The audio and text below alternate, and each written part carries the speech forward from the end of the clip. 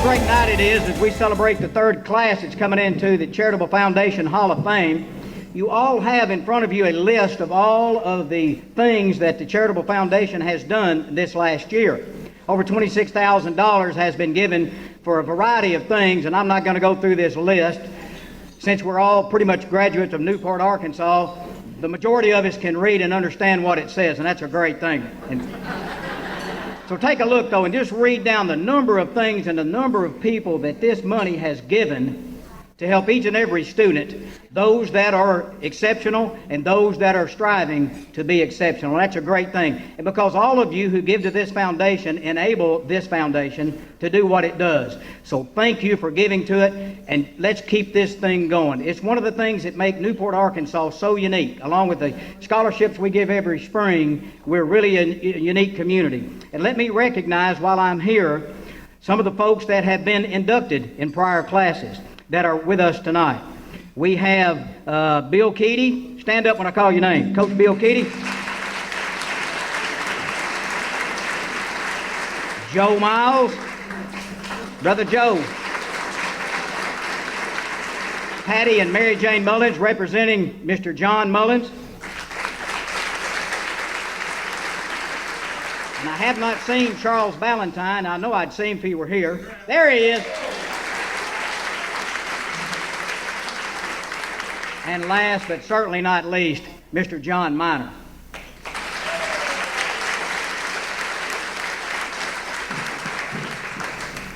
Please take those talking points that we had that we laid out for you in regard to what you've done as a member of the foundation.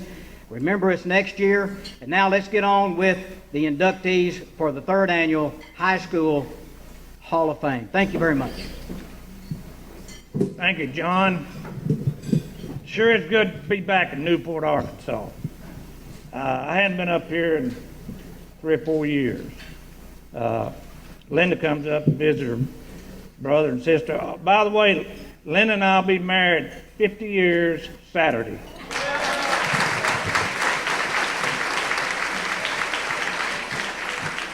And I can tell you, when I started dating Linda, Coach Bill Keady was 12 years old. That's the truth. I want to thank the Travis family, Becky and Molly and Freeman, for giving me this great honor. It's really nice to come to this. To start this thing on, when I talk, I got to move around. Can you take that loose? Yeah. To tell you about Mike Travis, we got to go back a few years to this decade of the 50s to see what was implanted in the students that came through Newport High School. In the early 50s, we didn't have television, we didn't have computers, we didn't have air conditioning. What'd we do? What did children do when they didn't have that kind of stuff? Well, one of the things we did, we had close family ties. And those are the kind of things that contribute to the well-being and the character of the young men growing up in Newport in the early 50s. Well, let's get on and talk about Mike. I got to know the Travis family when I was 12 years old. We moved on the same block that the Travises lived on, and that one summer there, we got to know each other. We rode bicycles. We went over to Newport Lake and didn't go swimming, but we fished, and we built forts, and we got to know each other when we were 12 years old. And of course, we moved out real fast. We didn't stay there less than a year, but we got to know him. And when he was 13, 14, one thing, Travis, and I call him Travis because we called each other by last names. Most people did with my friends, you know. The only person I didn't call the last name was Jackson. JB. We called him JB. Everybody else, Castleberry's here, we called him Castleberry. Fullenwater's here, we called him Fullenwater. But Travis and I called each other by our last name. Well, anyway, Travis always had a job. He had, one year he was a DJ out at KMBY. Used to go out there and sit with him. Another summer, he spent the whole summer walking all over the cotton fields in Jackson County looking for some kind of bugs. That was one of his best jobs he ever had. He enjoyed it because he's out. But he scouting cotton, I think they call it. He had a job having, when they started the interstate system in the late 80s, his dad was a highway department guy, and he cleared right away. He always had a job. One of his first jobs was delivering newspapers. Now, you can read his credits in the 1959 annual. He was smart, president of the National Honor Society. The Glee Club, they don't call them Glee Clubs anymore. They call them choir. But he was in the Glee Club. He could sing. He was a really good singer. He played football with us. He was just a great, great all-around guy. And that class of 1959 was the biggest at the time. I don't know if it's been one bigger since. But we had great teachers. We had a lady come in to teach us senior English from the University of Arkansas. When we went to college, we knew how to take freshman English because we'd had it. We had a guy that teaching math at our school then that wound up as the professor of physics at UCA. His name was Rava Bass, best math teacher I ever had. We had some great teachers, and they taught us well. But the other thing is that we had some great talent in that class. 120, 30, 40 kids. We had 3 doctors in that class. We had a lawyer in that class. We had 5 PhDs in that class. One of them, Steve Smith, who got a PhD in physics. He's been teaching 40 years at Harding University. We had Hindu Brazel. I can't bring myself to say Dr. Hindu Brazel. Dr. Hindu Brazel's got a PhD. Landon Evans got a PhD. Martha Timms got a master's in child something. I mean, I'm not making fun. She's got a master's. Lots of teachers. These were people that were really, really talented. We had one graduate, though, that's the reason we're here tonight. And he was a graduate of the United States Naval Academy, Mike Travis.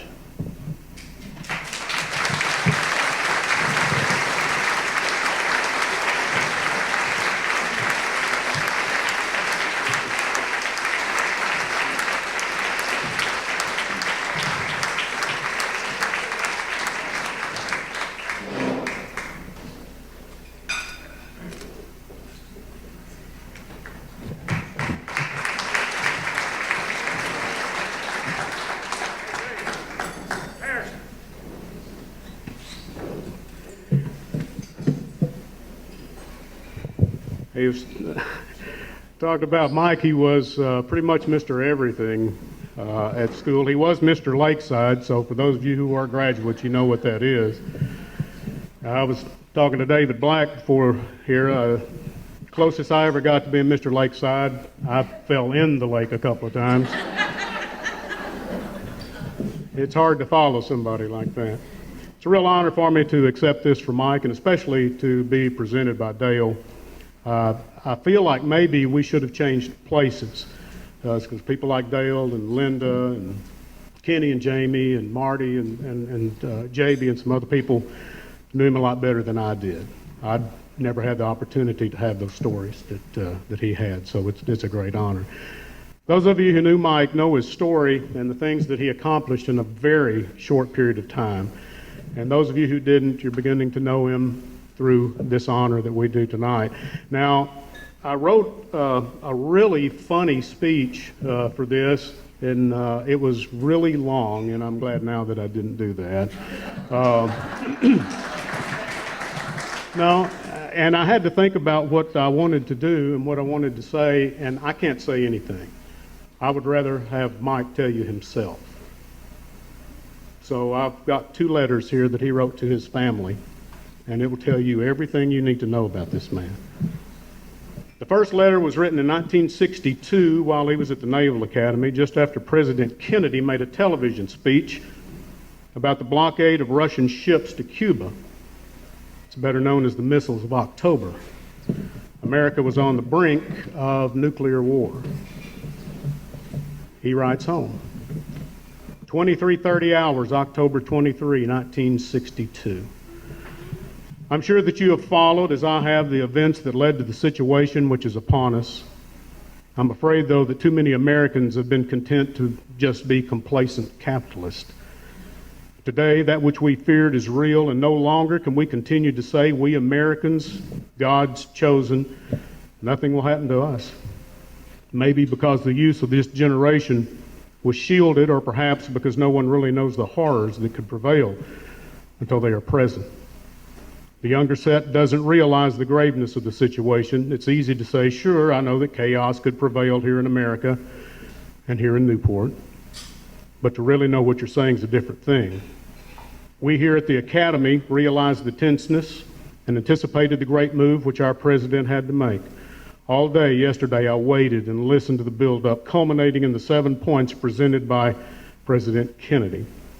He described them as only primary steps. I listened intently to the reactions of the world, the statements made by the governments, and actions taken by its peoples.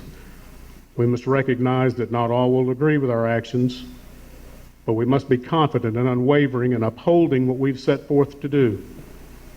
We must realize that our stand didn't start last night when President Kennedy spoke to the nation, but rather many years ago when we as American citizens decided to live a democratic life. Because of this, its effects each and every American personally, or it should.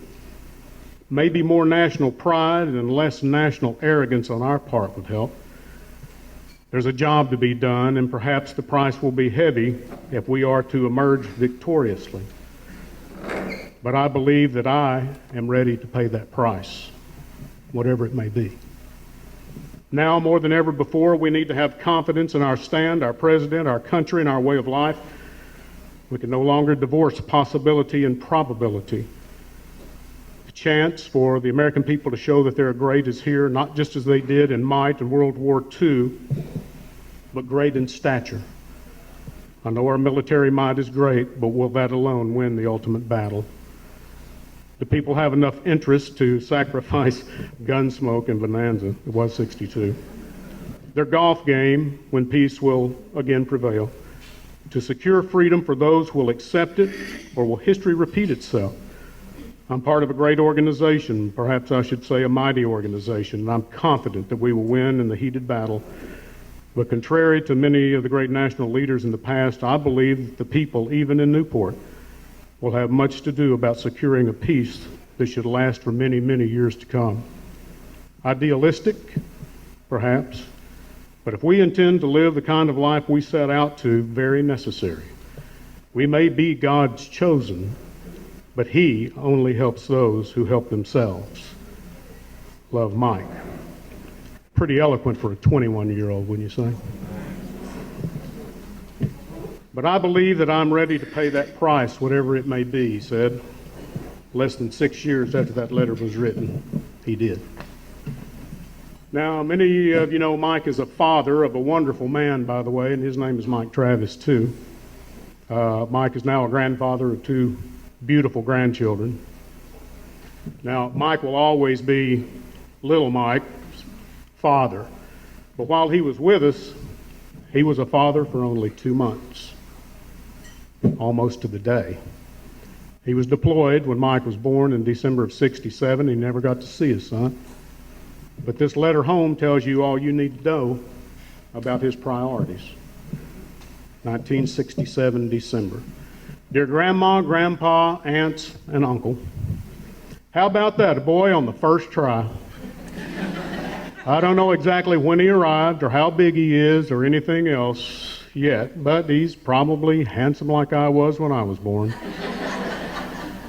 I believe we decided to call him Richard Taylor Travis. I'll have to find out for sure. The The message I received was brief. Wife gave birth to boy, mother and son doing fine. That's it. I don't know any more yet. I never wanted to be home more in all my life, but it's impossible this time. When they come to visit, you must send pictures so I'll know what he looks like. It's fairly hot here and dirty. I really haven't gotten into a routine yet, and I haven't seen too much. Manila is just a short drive away, but I haven't seen the town yet. I was gone for several days. It took me to Da Nang, Vietnam, Japan, Okinawa, Cam Ranh Bay, Vietnam. Japan and Okinawa were pretty nice, what little I saw. But Vietnam doesn't appear to be a very friendly place to play golf. I hear you have to be really careful on the back nine. If you'll find out Ron's latest address, I'll try and look him up if I can. I saw Corregidor and Bataan a couple of days ago. It's rough country. I'm working hard and long. Once in a while I have some free time. I'm a happy father, and I wish I was there. Your son, Michael. The Ron he mentioned is Ron Schonberg. He was a friend and a classmate of all these people that are here from his class today. His life was also taken in Vietnam, and I'll honor him tonight too. Now, you know a little bit more about the man we honor tonight, but he really doesn't need to be honored here. He's honored every day. Every time you say the Pledge of Allegiance, every time you sing the national anthem, he's honored. Every time there's a flyover at a ball game in the missing man formation, every 4th of July, Veterans Day, and Memorial Day, he is honored. His name is on a wall in Washington. It's on one in Little Rock, at least 2 here in Newport. Millions of people have seen his name and know his story, people all over the world. Mike Travis is honored every day for what he did. Tonight, he's honored for who he was. Thank you.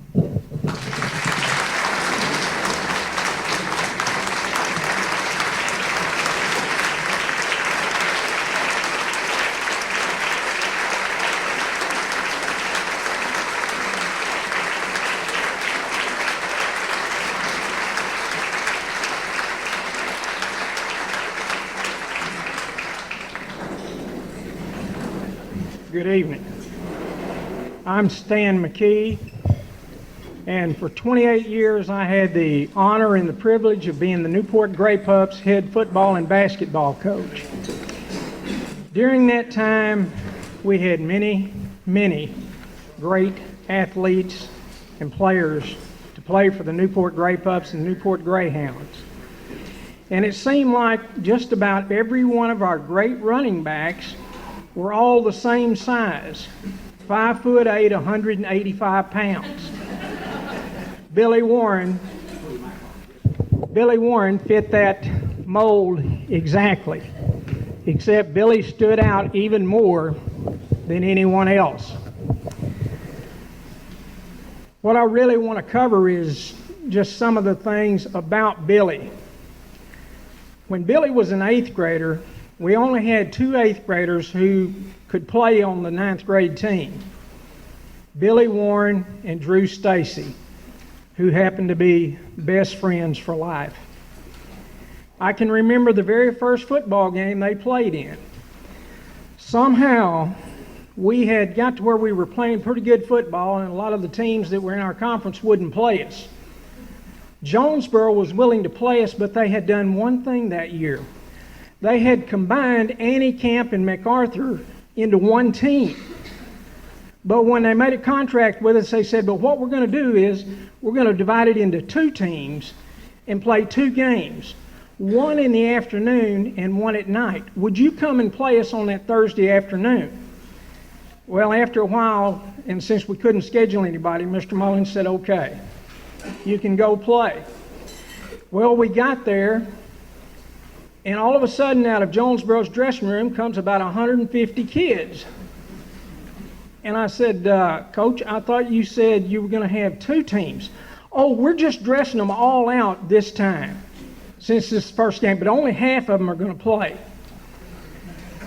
The very first play we ran, Joey Lowry threw a 65-yard touchdown pass to Charles Ballantyne For the extra point, there were 11 other guys on the field. Billy Warren ran in the extra point. They called it back. Billy Warren ran in the extra point from 10 yards out. They called it back. Billy Warren ran it in again from 15 yards out, and finally they gave up and said, it's good.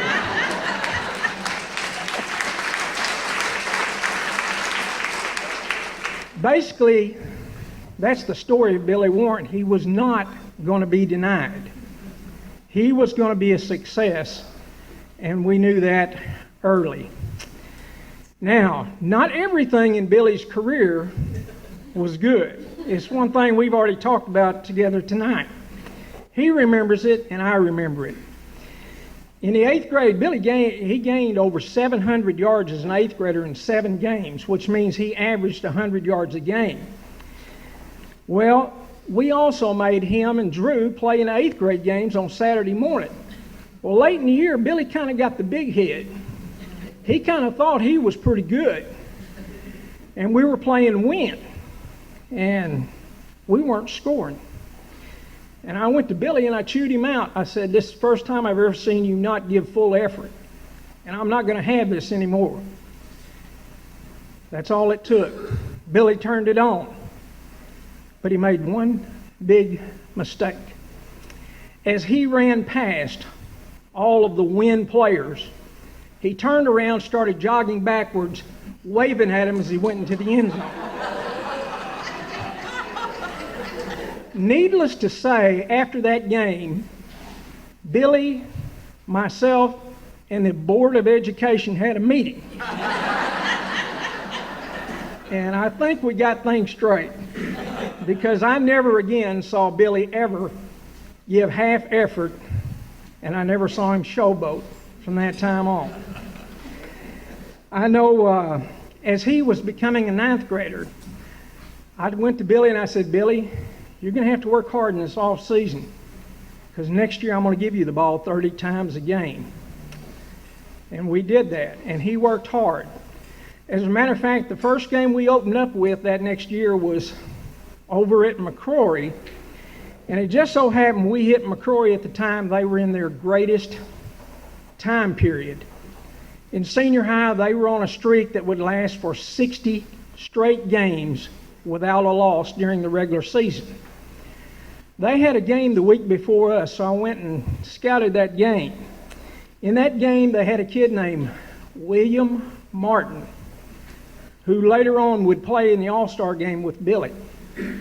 That night he gained 250 yards, scored 4 touchdowns, and looked unstoppable. I came home and I said, Billy, you've got your work cut out next week. When we played that game, at the end of the game, William Martin had a minus 27 yards rushing. Billy Warren had 238 yards rushing and 4 touchdowns.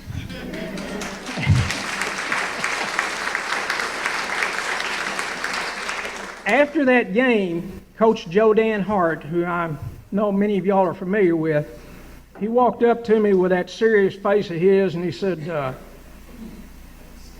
what was that kid's name? And I said, Billy Warren. I don't think he's forgot that name to this day.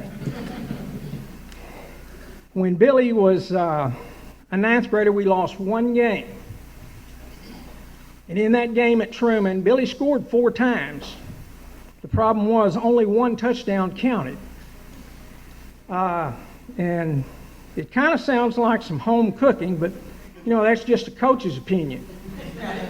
But I kind of assumed that when Coach Ozier and I were walking off the field after that game, and one of the Truman players went up to that head official and he said, we did real good tonight, didn't we, Papaw?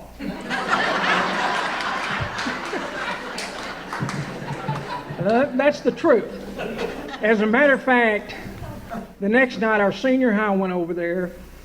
They called over 250 yards in penalties on Newport, but we were so superior to them, I think the score was still 40 points different. But the Truman coaches asked Coach Keaty to request that Papa not be allowed to call. Coach Kitty remembers that. But Billy gained, in 15 games in junior high, he gained 2,356 yards. That was averaging over 100 yards a game as an 8th grader and 200 yards a game as a 9th grader. Now, Billy did everything on a football field. He never came off the football field. And one of my fondest memories is when we ran at the end of practice, Billy never got a break. We made sure of that because he had to carry the mail. He had to be in shape. He also was the leading tackler on the team. Every time we ran a sprint, whether a 50 or whether 100, Billy won every sprint that year. And we had a guy in the backfield with Billy who was twice as fast, but he never beat Billy in a single run at the end of practice.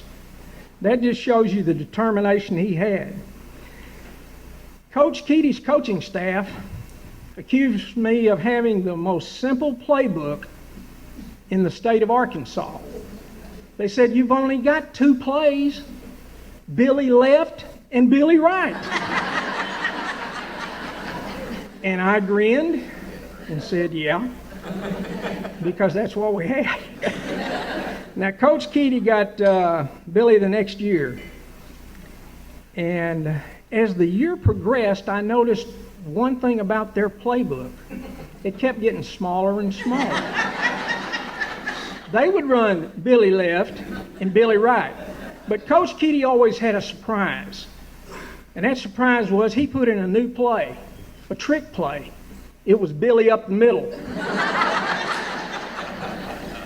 But one memory that I really have of Billy in high school is Newport versus Nettleton with the conference championship on the line.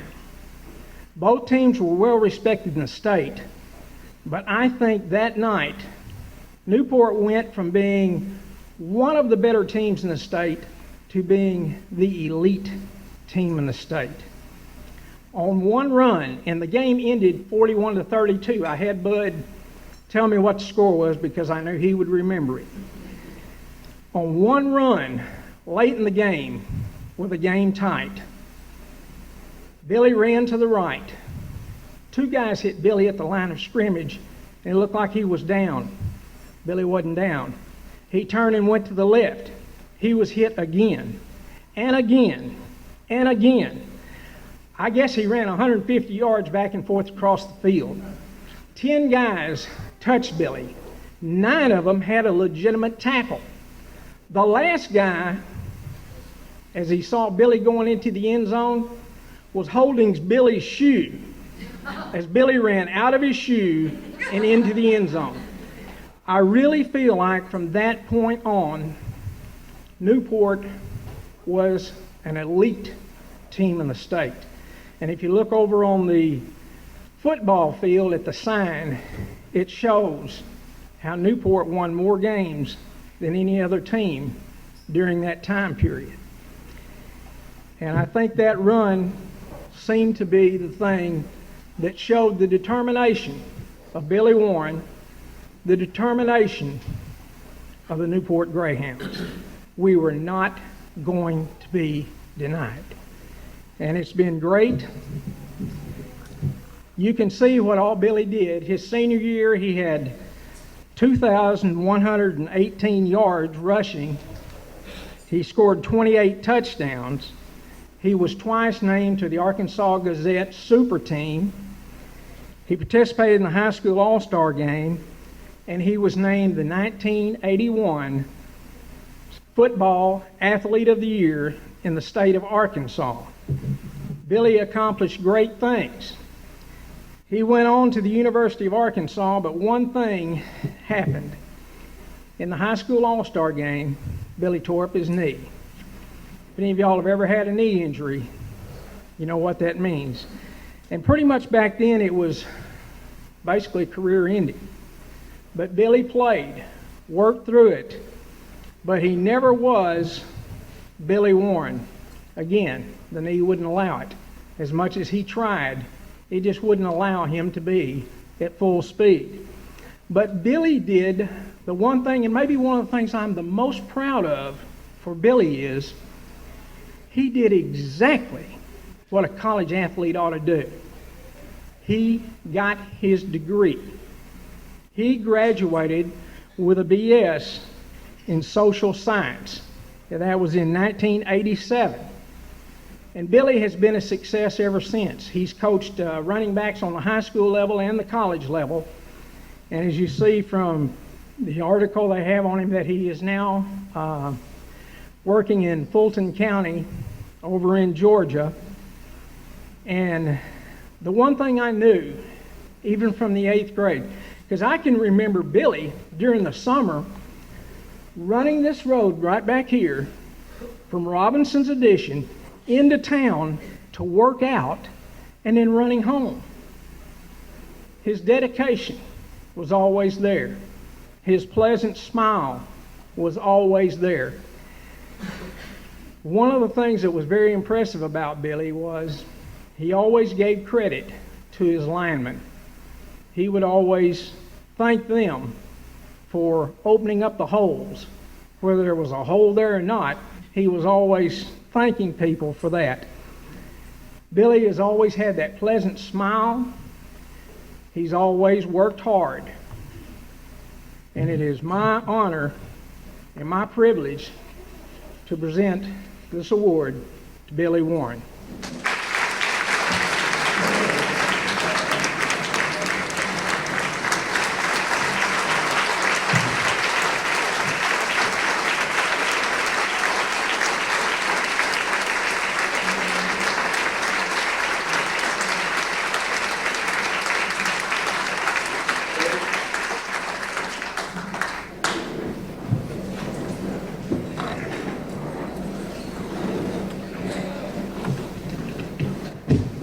Good evening.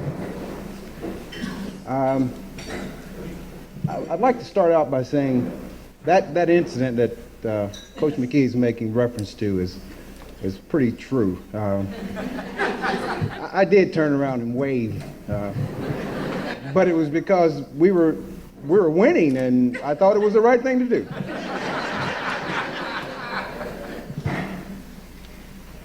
Well, I'd like to start by saying thank you to my Lord Jesus for giving me the opportunity to be the athlete and the person I am today. Football is a sport that I really enjoyed playing.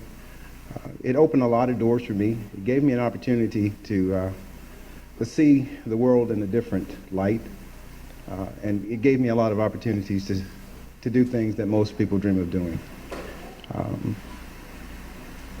It's an honor for me to have achieved the level of success that I've achieved.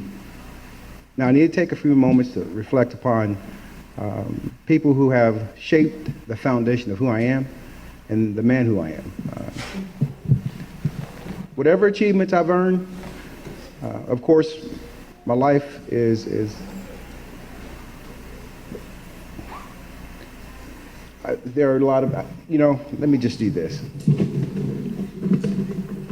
I wrote a speech for this, but I don't think I need to read a piece of paper. I think I just need to say what's in my heart. I'd like to start out by saying thank you to my wife and my daughter, Jasmine, because it's been those two that have helped shape and mold me into the person I am today. Because without them, I don't think that I would have ever accomplished half the things that I've accomplished in my life. I also want to take a moment to recognize Mr. Billy Stacy and Don Stacy. There was a point in my career where I did not think that I would make it through the University of Arkansas. And there were a lot of times that I leaned on Billy and Don for guidance and assistance. And each time that I picked the phone up to visit with them, or they came to see me, or I came down to see them, they gave me guidance and they gave me leadership. And they taught me what it is to have family. And I wanted to say thank you and I love you very much. Being an athlete here at Newport High was one of the best times in my life. I think I need to take a couple of moments to also thank every person in this room, because it was the fans in this room that actually gave me energy to keep running hard, to keep working hard, to give 110%. And I've taken what I've learned from this room and I've kind of put it to work for me in life. And so life has been very simple for me. I get up every day and all I know is to give 110%. And so to go through life, it's very simple. But to receive this honor is very big to me. My daughter, bless her heart, she's in her third year of college and she's a fast pitch softball player. And I tell the stories of when I was growing up as a kid, and she laughs and she says, "No, Daddy, these stories are not true. You're making them up." So tonight, she gets to see firsthand how real the stories are. And I just want to say once again, thank you to everyone here who have put faith in me, especially all the teachers that took the time to teach me what was right, to give me the guidance, to give me the support, and to give me an opportunity to be the person I am today. So thank you.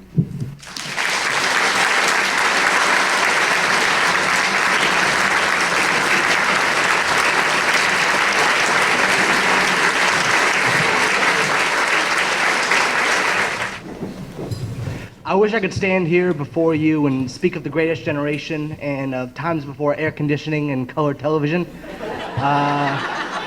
But unfortunately, as the youngest generation, I can't do that. But I do have the great privilege to speak to you of not only a great leader, a great man, but also a great father. My father, David Belva, lives by one motto, and that's character. A great athlete and great man, Hank Aaron, once said, "Whatever I am in life, it is because character has got me to where I will be. And I know if I follow my heart and I follow my true character, I will only lead to greatness." Character, as relevant as it was in the 1950s and the 60s and beyond, it is also relevant today. The same family ties and family morals and mottos that lived once before are still prevalent and still in everyday life. My dad lives by a certain core value, and I'd like to share some of those core values with you. My dad is very patient. Living in Washington, D.C., sitting in traffic for 2 hours to go 6 miles, you have to be. So if you're ever trying to teach someone's patience, bring them up to Washington, D.C. I dare you to sit in that traffic. He's outgoing.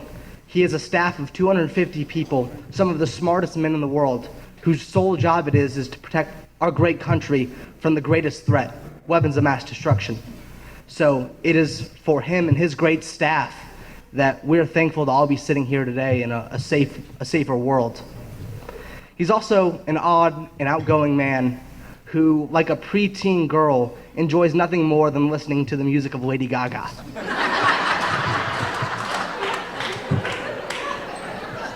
So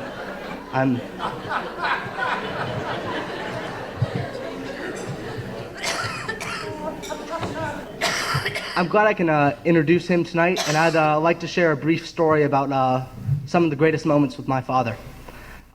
During one year when I was younger, I must have been about 10 or 11, my dad brought me into work. And it was a father-son day, so I was following him around, didn't know what was going on. I had smart men all around me saying words I didn't understand. But he brought me into an office with him, and he told me just to sit down at the end of the table, act and feel important, and just listen as the grown men spoke. And my dad walked in, and he had an aura around him. Everyone stood up, and everyone respected and lingered on every word that he said. And my father started off with a joke, which, having lived with him, I know only chaos can come when my father starts to tell jokes. But being the important man that he was, everyone started to laugh. So I decided, man, I need a gig like that where I can not be funny and people still laugh at everything I do. My father also enjoys spending time with people, spending time with the ones that he loved, and spending time with the ones that can't be here with us. My sister, Christy Dill, passed away 2 years ago of complications from birth. But she required the utmost care and the utmost dedication from our family to make sure that every single one of her needs was taken care of. And that's where character comes into play. My mother, Beatrice, and my father, David, along with my sister and I, Melissa, and myself, had to arise to every occasion to make sure that she was taken care of and had to make sure that we could provide for her the best life that she could. She never did get to walk, but I don't think she ever knew that she carried the entire family. It is the greatest privilege and the utmost honor to me to introduce and give this honors award to my father, David Belva.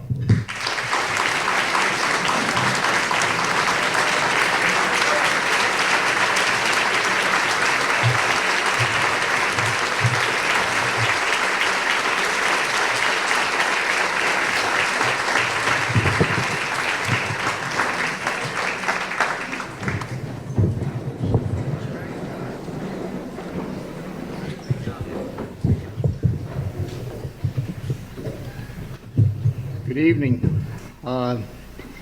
Let me first start off by thanking you for this incredible recognition. I'm certainly honored to have been selected into the membership of such outstanding individuals. So to the other recipients, congratulations. I'd like to say a special thanks to the Newport Special School District Charitable Foundation, the Newport Area Chamber of Commerce, this wonderful country club for hosting this event, and anyone else who made this recognition possible. Thank you. Before I start, I do want to identify some regrets that I've had in my life. I regret those times that I did not listen. It took a long time for me to realize that it was important. I thought I had all the answers, but I was completely wrong. I regret not taking more risk. I know my son hates it when I say this, but as the Leanne Womack songs go, when you have a choice to sit it out or dance, there are often times I sat it out. Finally, I regret missed opportunities to say thank you. Thank you for being my role model. Thank you for being my counselor. Thank you for being my coach. Thank you for being my mentor. So tonight, in the next 5 minutes, and my wife will go like this when I'm over 5. She always does. I hope to catch up on 50 years of missed opportunities that I owe each and every one of you. Mrs. Holden taught me a long time ago that numbers are important. And I have a number tonight, and that number is 7,408, 7408. Now you don't need to write it down, and we'll get to it in a few minutes. But that number is extremely important to what I have to say and what my message is. But we'll come back to it in a minute, so just keep it in the back of your minds. When I retired from the U.S. Army in 2004, I wanted a job that would allow me the opportunity to make an impact. So I did not want a job, which often you get around the Capitol Beltway of Washington, D.C., of pushing papers. I was offered and hired to work for the Defense Threat Reduction Agency, and as far as I know it, it's the only organization that has the word threat in its title. A little bit about DTRA, because it's a lot of unknowns. It was formed in 1998 from the consolidation of 5 disparate organizations, each with a niche for weapons of mass destruction. And the goal of this consolidation was to bring the weapons of mass destruction expertise to bear on what we'll call the global threat. Also, the Department of Defense at that time recognized the expertise of DTRA with high-yield explosives, things like truck bombs, and underground targets. So we were also assigned the responsibility for those 2 issues. In 2008, the Secretary of Defense designated DTRA as the United States Strategic Command Center for combating weapons of mass destruction around the globe. So I got my dream, I got my hope. I had a job that was more than pushing papers. Now, we are located in over 30 sites around the world. You won't see us leading parades. You probably won't see us printed in the Post. But I assure you, when the threat is real, we are there. As I walk through the front portal of our building in Northern Virginia and past the security, I look up and I'm reminded each day of why I get up and come to work. I pass underneath 4 words. They're about 4 inches high, and they're in silver color, and those 4 words are making the world safer. That's our motto and our vision. I work, as my son said, in an absolutely incredible organization with some of the brightest individuals in the world: chemists, physics, nuclear physicists, engineers, medical doctors, all striving for the same goal, making the world safer. And my role is quite simple, although it's critical. I have the job of ensuring the communications and the IT capabilities are delivered to the individuals in the field at over 30 sites, to include the headquarters. I'm able to accomplish this job because of my past experiences and the people who have influenced my life and my decisions. So what I want to do in the next couple minutes is walk backwards and try to tie and thank the folks who have played an instrumental part in my life in performing my mission today. First was the military. The military was great to me. I served over 21 years and had tremendous opportunities. I served under some of the greatest leaders in the world. They always respected me, and they always had faith in me. I've never told this story before, but there's one reason I decided to go through ROTC, started at junior ROTC here at Newport, get a scholarship and go to ROTC in college and get commissioned and go in the Army. And it was because of my brother Charles. Charles always seemed to have things figured out, and I truly respected him for that. And since Charles took the same path, I decided that was the path that I needed to take. I got to serve as a combat engineer for 12 years, and then I was selected my last 10 years to run some major IT programs for the Department of Defense. I got to serve in the highest level of Joint Staff and Department of Defense positions. I got to command soldiers. I got to lead and teach them. And my last day on active duty was nothing short of briefing the Vice Chief of Staff of the Army. Tuesday, September the 11th, 2001, changed everyone's life.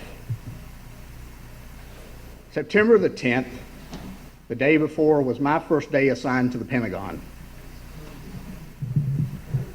Fortunately, I was out of harm's way on Tuesday, but a lot of my colleagues were not. The plane slammed into the Pentagon with direct impact at Corridor 4, and my office was located in Corridor 6. The clock in my office stopped at 9:37 a.m. The temporary wall that they constructed from the damage was the outer wall of my office. Second was my college days. College was fun. I was a hog. I had fulfilled my childhood dream of going to the university like my dad, like my mother, and like my sister. I've learned that you don't have to have it all figured out through my college days. You don't have to take the easy road. You need to challenge yourself. Always have fun, be safe. Something I instill in my son and talk to him about almost every day.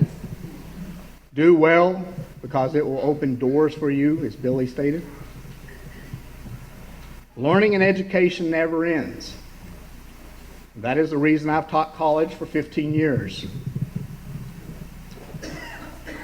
Your high school diploma should simply be a milestone. It should not be the end state of your education or learning. Now, I owe gratitude to a good friend and ROTC buddy in college.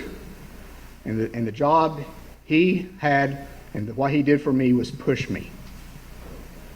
His name was Paul Long.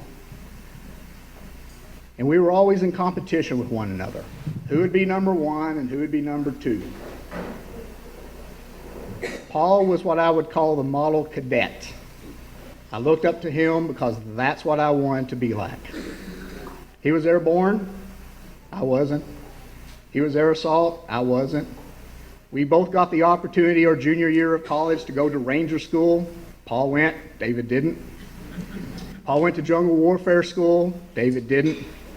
He almost looked like Patton standing in front of a camera. He and I ran as part of a team of 15, the Arkansas Razorback Texas Longhorn game ball between Little Rock and Austin. And we had fun doing it. We practically did everything together. Paul had everything going for him in the military. But on December the 12th, 1985, I learned that Paul had passed. See, Paul was a member of the 101st Airborne Air Assault Division. He was involved in the crash in Gander, Newfoundland. He was returning home from a 6-month deployment in the Sinai, Egypt, as part of a peacekeeping force, and this was his first military assignment. Now, Paul will never know that he taught me a great lesson about challenging myself. But he was very instrumental in me challenging me to reach for further goals and dreams. Third was my high school days. What a great part of my life. So to my fellow classmates who were here of 1979, we had fun. I often think about the times we had and cherish all the memories. I will say that I was prepared to go to college because of what the Newport School District gave me. I received the greatest education possible and built the foundation that I would need to carry me through life. In high school, I was immature, I was reserved, I was unsure of myself. But one thing I did, I paid attention to others. Like Mrs. Holden, Mrs. Rogers and Mrs. Dent, Mrs. Newell, Mrs. Falwell, Mr. and Mrs. Wiggins, Mr. Mullins, coaches, my ROTC instructors, and many, many others.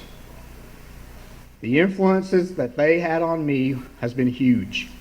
I am grateful. So to all the teachers at Newport, thank you. To my family, my mother and my dad, you gave me the morals and the values that I live. Although not perfect, I've learned from my mistakes, and that is all a person can ask. You gave me the faith which I cherish. To my wife, Beatrice, for over 25 years, you have been an incredible lady. You have been there each step that I've taken. You are my strength and have kept me on the straight path. To Adam and my best friend, you are an incredible son, and your horizon is bright. My advice is pursue your dreams and respect life. You'll never beat me in golf.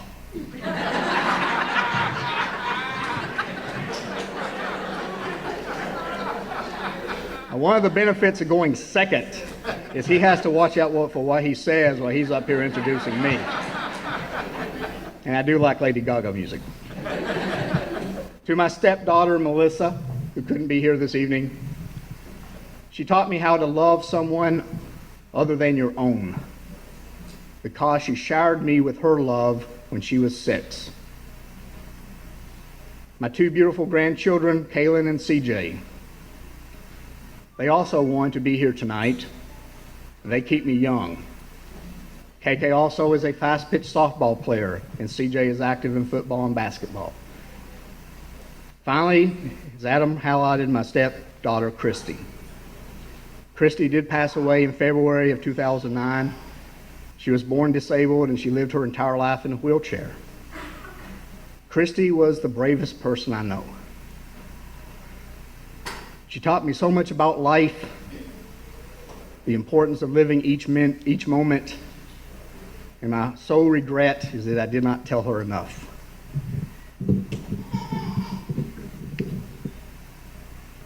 Finally, let me get back to the number I mentioned in the beginning, 7408. Now, why is that number important? I owe every bit of gratitude and every opportunity that I've had in my life to these heroes. Since 2001, from the wars in Iraq and Afghanistan, from over 5,000 hometowns, including Newport, these servicemen and women gave their life so that I could stand here tonight. See, I've not done anything remarkable. They are the heroes. They do not know me, and I don't know them, but I do know that I'm grateful for their sacrifice. Me standing here tonight, receiving this honor award, is a tribute to them. Let me close with a favorite quote. You are where you are today because you stand on somebody's shoulder. And wherever you are heading, you cannot get there by yourself. If you stand on the shoulders of others, you have an equal responsibility to live your life so that others may stand on your shoulder. That is the way of life. We exist temporarily through what we take, but we live forever through what we give. Again, thank you for this prestigious award.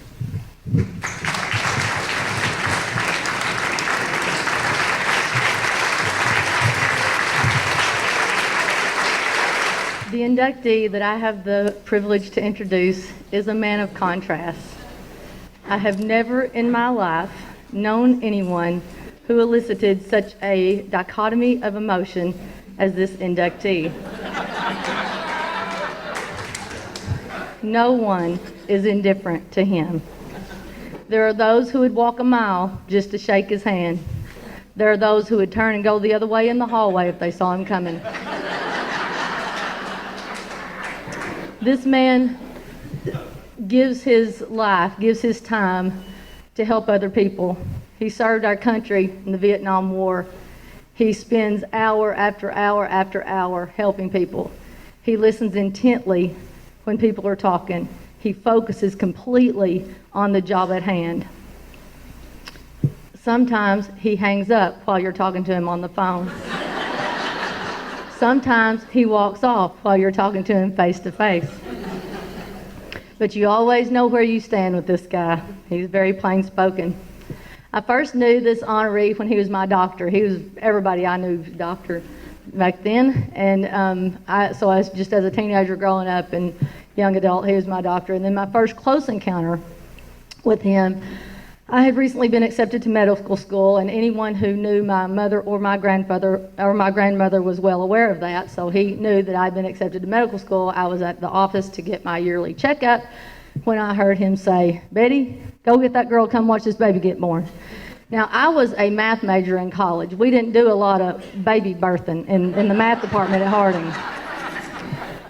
So she got me up, jerked my clothes on enough to be decent to go across the parking lot to the hospital, took me over to the operating room, showed me the scrubs, how to put them on, what all to do to go in the operating room, took me into the operating room, turned me over to the OR crew, who gave me a strategic place to stand so I could see everything that happened. He started the case, cut the skin, cut down through all the layers, blood everywhere. If you don't know, C-sections are a very bloody operation. This was a C-section baby getting born. So he, took out the baby. There's blood all over the place. Took out some other stuff that looked like raw meat. Took something else out. Gave the baby to the nurse. Put some of it in the bucket. Put some of the rest of it back in the mama, and I passed out cold on the floor. Now that's been a long time for those of you who are needing to know. We spent the rest of the procedure discussing all the people who had passed out in surgery, but not the honoree of the evening. He has not done that. The next series of encounters I had were when I was a full-blown medical student, and I did a couple of month-long rotations with this inductee. I learned a lot during that time. He's a very, very good teacher. He's also a very good learner. He's always learning. He helped to teach me how to think, which is very important. He also showed me some really cool things, one of which is called the Scanzoni maneuver. Probably not a lot of you know what this is, so I'll try to explain it. That's where when a baby is going to deliver a normal delivery, and the baby's facing the sky, and so you use the forceps to deliver, because sometimes it's hard, a difficult delivery, and it won't come out like that. So you put the forceps on kind of like backwards, and then do a 180 degree rotation of the baby's head, and then take the forceps off and reapply them, and then pull the baby out from below. I thought that was way cool. So he told me to go read about that in Williams Obstetrics, which is the Bible of, the textbook of obstetrics that is that's the final word on obstetrics. I read in Williams Obstetrics that the Scanzoni maneuver is only to be performed by the very skilled, and only in the hands of few can it be performed correctly. I wonder why he had me go read about it in the book. While I was reading about that in the textbook, I noticed a paragraph that had been marked out. Actually, it had a bad word written across it, but I'll not go there. And I asked him about that. I was like, who disagrees emphatically with the textbook? He said, some people are just smarter than the textbook. The past 15 years, I've had the privilege of working with this honoree, and I have continued to learn and to see these contrasting behaviors. Sometimes when you're in the operating room, you just need somebody of equal or superior skill to come in there and be with you, or help you, or just help you get through, sometimes you just need some help in there. Anytime I've called him to help me in the OR, he is always there in a matter of probably 2 minutes. Whether he's on call, whether he's not on call, whether he's at home, on the golf course, asleep, in the middle of the night, it doesn't matter. He always comes, and he never makes me feel like I shouldn't have called him. Now, while he's there, he says, be bold, solve the problem. You've just wasted 5 minutes. Another experience I had with this guy, showing the contrast of personality, if you can call it that. One time he was going on vacation in Colorado, and I was, before he left, I'd started getting this fever blister on my mouth, and then I had something wrong with my throat, and I went to the ENT doctor. He's like, here, you need to take this Medrol dose pack. Well, I did, shouldn't have, but I did, and that fever blister just ran rampant. That you don't take steroids with the herpes virus, okay? So my face broke out, was swollen, I could hardly be recognized. My mouth was completely white and black. There was no pink in there. My lips were black and necrotic. I couldn't form a seal around a straw to suck on a straw. I mean, I couldn't eat, Arl would try to feed me with a little bird, like feeding a bird. I got completely dehydrated. I was had to be in the hospital, get IVs, IV hydration, IV antibiotics, antivirals. After I doctored myself for a few days and was not getting any better, finally called Dr. Dudley, and he came to help doctor me, and I was still not getting a whole lot better. Dr. Dudley said, you're just going to have to call your partner to come home. Like, I can't call him to come home from vacation, So I didn't. But someone did. I think that was Tinker.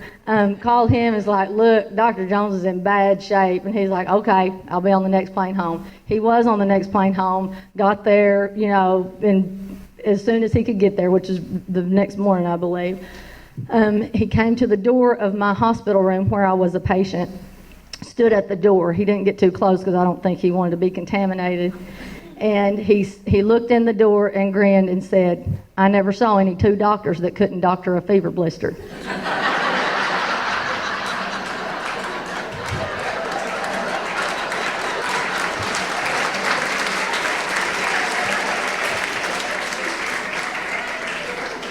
After graduating from Newport High School, Vanderbilt University, University of Arkansas for Medical Sciences, serving the country in the Vietnam War, and then doing additional service in the Army, doing OB residency in Memphis. He came to Newport, has been a doctor in practice here since September of 1974. He became part of the medical staff at the hospital where his dad helped to found, and has continued the legacy that his father started. He's delivered well over 10,000 babies since that time. He recently, a few years ago, had labor and delivery named in his honor because of the contribution that he's made to obstetrics in this town. And doing all this makes you famous, so famous sometimes that you just got to go out of town to get a break. You know, I mean, when you're at Walmart and somebody's like, hey, remember 2 years ago when I told you how my back was hurting? Or worse than that in our kind of work, but I won't go into that. No, I don't remember that. You know, you write it in your chart.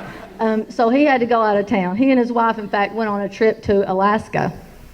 And they were on a trolley looking at, you know, going to see the things you see in Alaska. And there was this other couple on the trolley, and the woman kept turning around and looking at him. And he probably thought, well, as good looking as I am, you know, of course he's looking back here at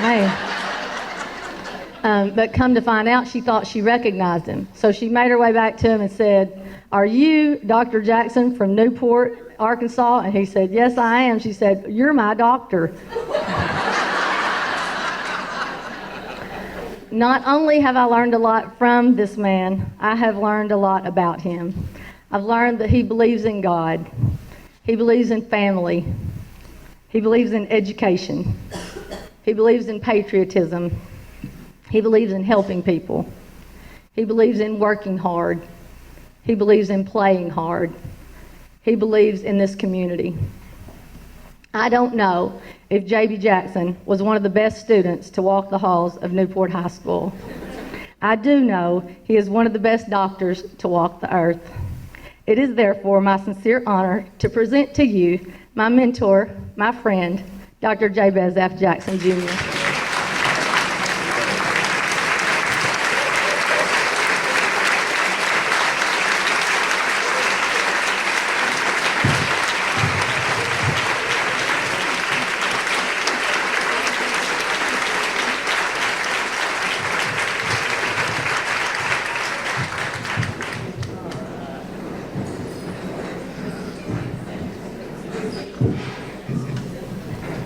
Not really a lot much more I could say, I don't think.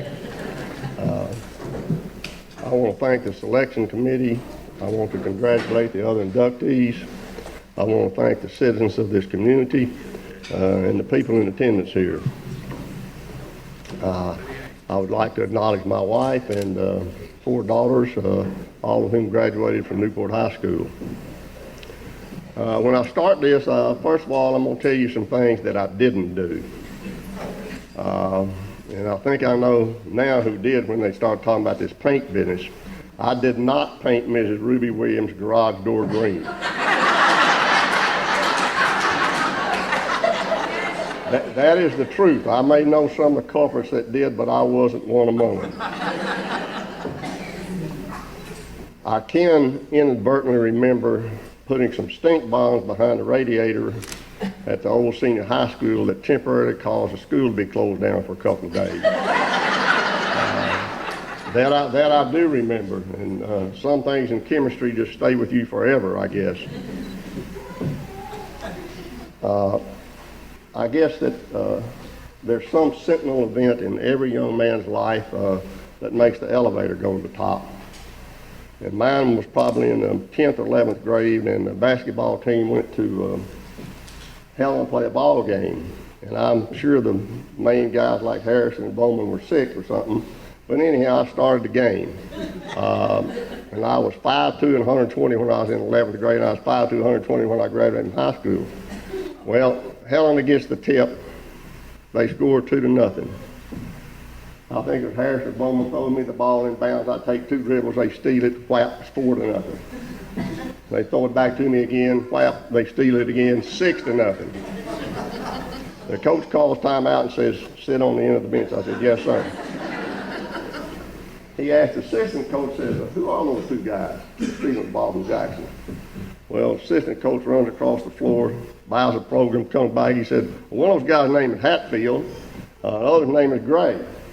Well, Hatfield later led the nation in kickoff returns for the Razorbacks, and Gray was starting quarterback for the Razorbacks. You waving at me because you can't hear or what? Can't hear. Can't hear? We can't hear, Dr. Jackson. Can't hear? Okay. Nobody's ever told me that. The next week, we go to Forest City. And they got this dude that's playing ball, his arms go to the floor. And I said, ha, I don't have to worry about him because he's going to be playing center. Sure enough, they get the tip 2-0. Harrison throw me the ball in. This guy comes from nowhere, steals it, slam dunks 4-0. Well, this was back in the 50s, like Mr. Harrison told y'all, and I had fortunately been and seen TV, and the Harlem Globetrotters had a trick play. So I said, this is enough. So I get behind the inbounds line and say, throw me the ball, throw me the ball. Well, he'd never seen this play on TV, so he didn't throw me the ball. And I run up there and said, give me the ball. And about this time, 5 seconds elapsed.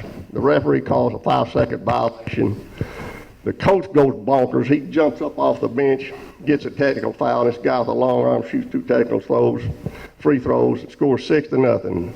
Coach grabs me by the britches and sets me down and says, look, sit down there and don't get up till the game is over.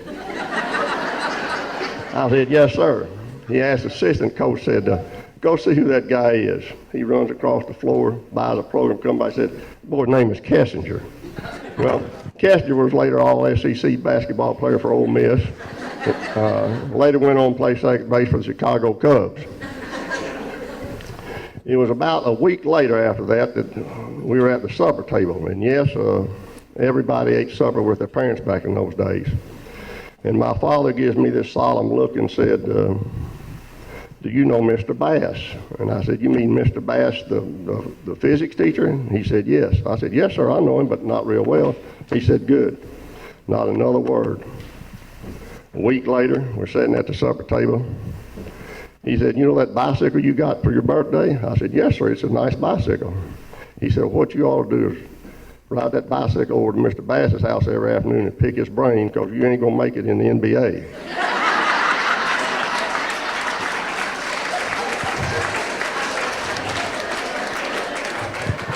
Well, he was exactly correct. I didn't make it in the NBA. But I did graduate from college, and when I went to college, I reflected back on what was the foundation I had. I had some absolutely wonderful teachers. Some of their children are here, Mrs. Umstead, Mrs. Boyce, Ms. Ledbetter, Ms. Williams, Ms. Whitaker, Mr. Bass, Mr. Camp, Mr. Balch. Laid an excellent foundation. But not only did we have an excellent school system, but I want to tell you about the block that I grew up on. And it wasn't very far from where Dale Harrison and Michael Travis lived. There was actually not a block, it was 3 streets. It was Ash and Pine and Vine. And on that street were some of the most talented individuals that you'll ever run across. 2 doors down, this young man becomes the chief of cardiology at the Mayo Clinic. I want you to think about that. The chief of cardiology at the Mayo Clinic. His brother becomes a United States Senator. 2 doors down, the young man later owns the largest antique dealership in New Orleans. 2 doors down the other way is a man that had the sense to marry Miss Gloria Holden, who was one of the best math teachers that this county ever had.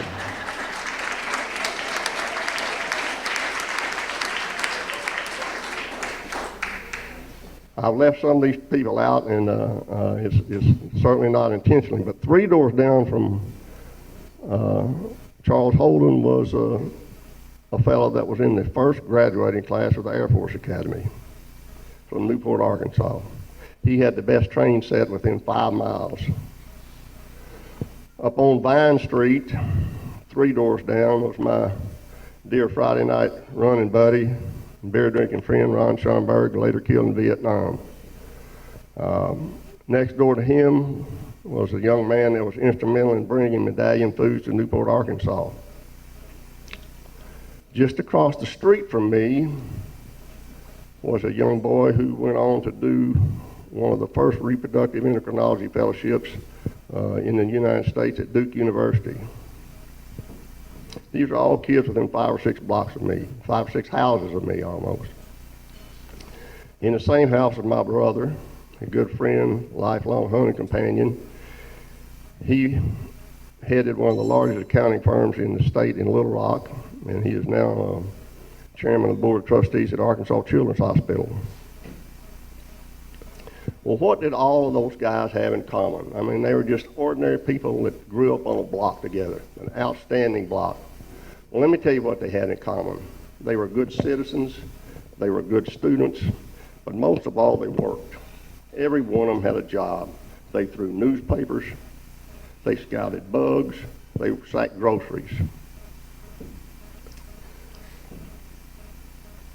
Well, not only were they good students in sacking groceries, but they all of them were successful in life. Well, after I graduated from college, I was called to the Army by Uncle Sam, and I can't tell any medical stories. Dr. Jones has told all the medical stories if you get some type of HIPAA violation. So I'm gonna tell you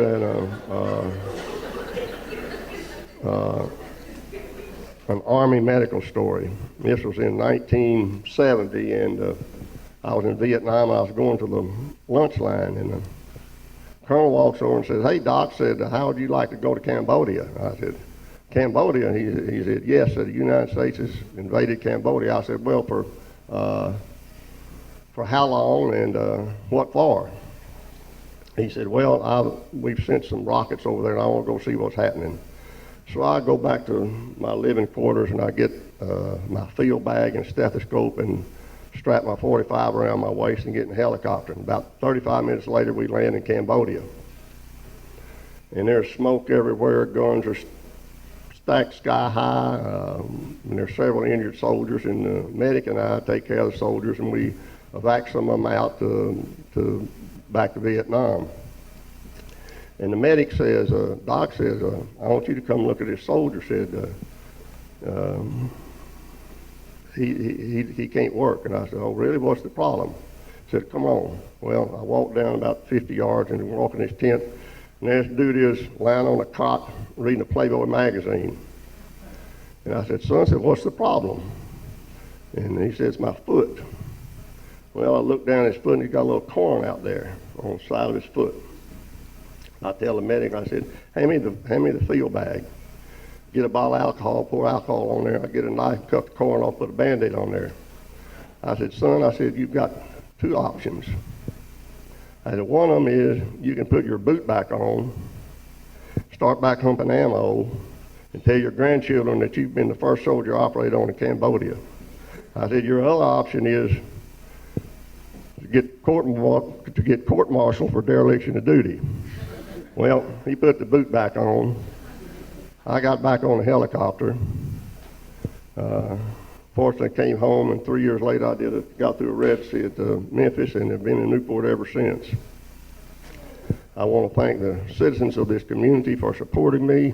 It's been a wonderful ride. I've had a wonderful time, and I'm blessed to have such a wonderful partner. Thank you, Newport. Before I turn the podium over, I'm going to have Mr. Stevens explain to you all why Georgianne Hurd and I didn't win that dance contest back in 1958. Thank you.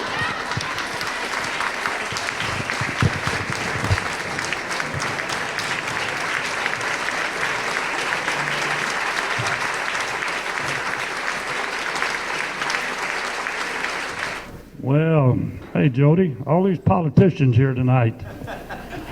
Sir, I'm here to introduce my buddy.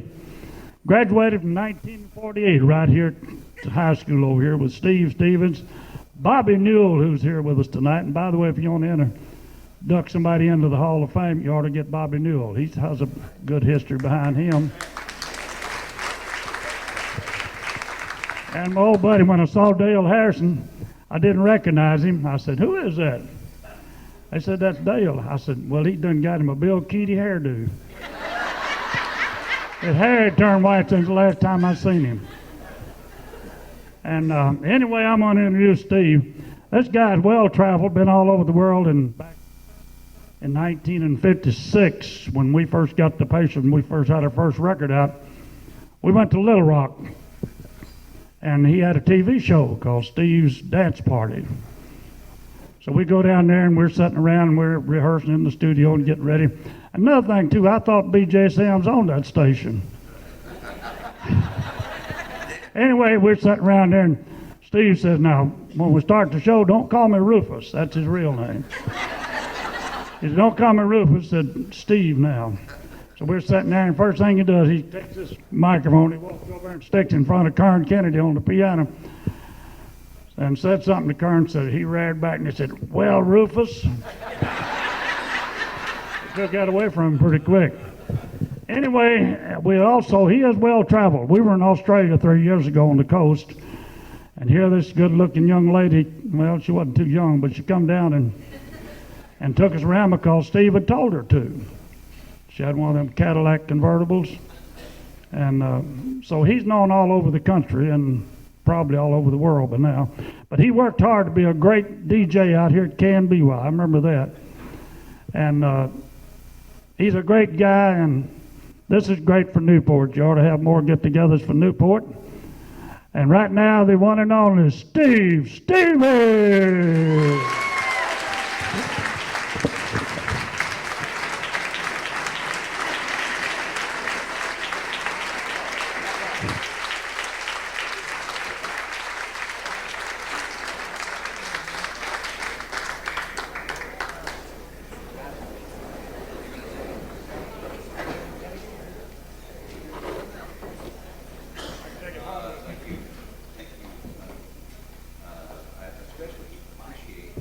Sonny staying over because he leaves at 4 o'clock in the morning for where he performed in the Lincoln Center, which is a long way from the Silver Moon Club.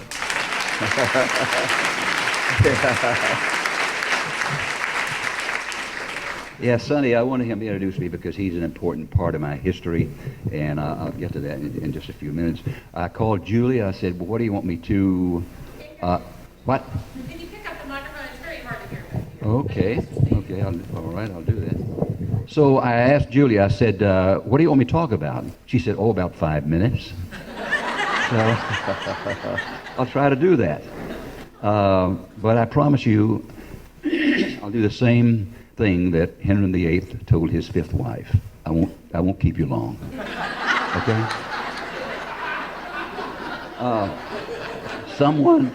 Someone in the audience said, well, Steve, what have you been doing for the past 81 years? I said, well, I've had some pretty interesting experiences. I've been very lucky, very fortunate. But it all started right here in Newport, right out at KNBY. And before we came, my family and I drove around. I've got my grandson, Owen, named after my father, and my son, Steele, with me, and with my buddy, B.J. Sams. And it was really interesting to recall so many wonderful things about Newport. And we drove by KNBY. It's not like it used to be.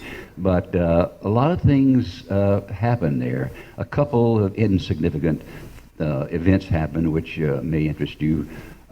First of all, there was, let's see, what was, oh yeah, the first interview I ever did was with Carl Perkins, and it was out at the Silver Moon. At that time, we affectionately called it the Silver Bullet. But, so I went to the Silver Moon, and I saw Carl Perkins, and I said, you know, he wrote Blue Suede Shoes that Elvis Presley made famous. And I said, how would you like me to introduce you on the tape? He said, well, just say that you're interviewing an old boy that a year ago he had one pair of half-soled shoes. And now he's got a whole closet of blue suede shoes. So I introduced him, and then another time a fellow walked in, kind of shy, unassuming, and he said, hi, my name is Harold Jenkins, and I'm performing up here at Swifton, and I wish you'd come up and hear me. He said, I know Elvis is coming on pretty strong, and he's getting popular, but I think I can be just as good. So I wish you'd come up and hear me and maybe play my records. And I kind of mentally rolled my eyes, and I said, sure.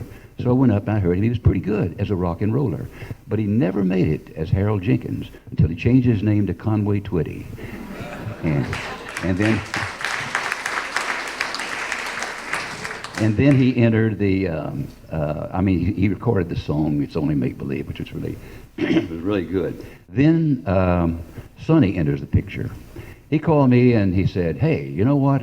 We're going up to Little Rock because they've opened up a new TV station there. Been open about 2 years. And they've asked us to come up and appear on their noon show. And would you like to ride up with us? I said, sure, why not?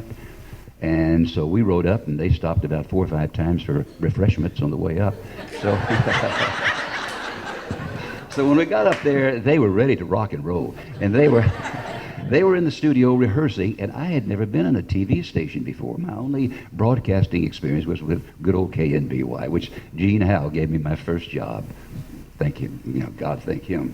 But, so anyway, while they were rehearsing, I was walking around this TV station like Gomer Pyle, you know, TV station, and there was a door ajar, and it said manager on it, and so I kind of shoved it, and there was a fellow sitting in there. His name was Jack Bomar, who later went on to play a pretty important part in my career. I said, in my best Newportian voice, I said, "Hey, y'all don't need an announcer, do you?" And he said, "You know, as a matter of fact, we had to fire a guy last week for being drunk all the time." And I said, "Well, I don't drink all the time." And he said, "Well, send me a tape." I said, "Okay." So we came back and stopping for refreshments again, and we got back to Newport, and I forgot about it. Went back to work with a job I loved, and I'll be darned if he didn't call me. He said, "Hey, how come you didn't send me that tape?" And I said, "Well, you know, I got to thinking about it. When I was in the Marine Corps in Korea, I saved my money. No place to spend your money. So when I came back, I had enough money to pay cash for a car. I'm living at home with my mother and father. I got a job I like. I like living in Newport, and I'm making $65 a week. Why would I want to come to Little Rock?" And he said, "Well, come on down and take an audition." I said, "Okay." So I walked in. They said, "You see out there in the studio, there's a mock kitchen set up. Go out there and ad-lib selling everything." Well, they didn't realize that every summer I'd worked at my dad's furniture store, Stevens Furniture Company, downtown in Newport, selling appliances and furniture. And so I walked out there and I said, "Hey, take a look at this stove. I mean, the oven is big enough for a big turkey, and the ovens are out of the reach of the children. And look at this refrigerator. I mean, it would freeze North Pole. I mean, it's amazing, you know." And I went on. They said, "That's pretty good. Now, what kind of DJ are you in Newport?" I said, "Well, I was kind of a rhyming DJ." And they said, "Well, give us an example." And I said, "Well, you know, for instance, if I was going to introduce Elvis, I would say, this is your DJ spinning away this special day. Songs that pass the test. Here's proof. A cat that doesn't goof. Mr. E.P. from Memphis, Tennessee. The cat with all the action and that look of satisfaction. Elvis the pelvis." They said, and so anyway, they said, "You got the job, kid." And that started 10 years of just really wonderful experiences, which opened doors for me in so many ways. But once again, it all started right here in Newport. And I will always be, well, first of all, let me say how pleased I am to be among this group of fine men you're honoring tonight, with special reverence and remembrance for Lieutenant Travis. But it's really great to come from a small town like Newport, where you have family values and virtues that I try to remember every time I can. And I often tell my family, who's part of who is with me tonight, that, you know, you often forget what people say or what people do, but you never forget how they make you feel. And tonight you have made me feel good about being from a place like Newport. And another thing is that I tell my family that memories are great because you own them forever. And tonight, you've given me a memory that I'll remember forever. Thank you very much.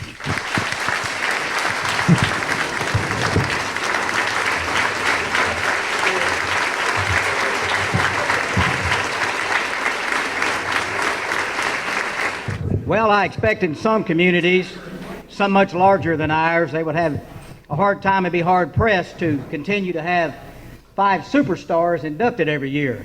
But it's no big deal for Newport. We've got lots more stars that in the years to come we'll be inducting. And I want to impress upon you again to continue to support our foundation so that we can continue to do the things like we did with the $26,000 this year to help these youngsters become future inductees. Congratulations to the 5 that were inducted tonight.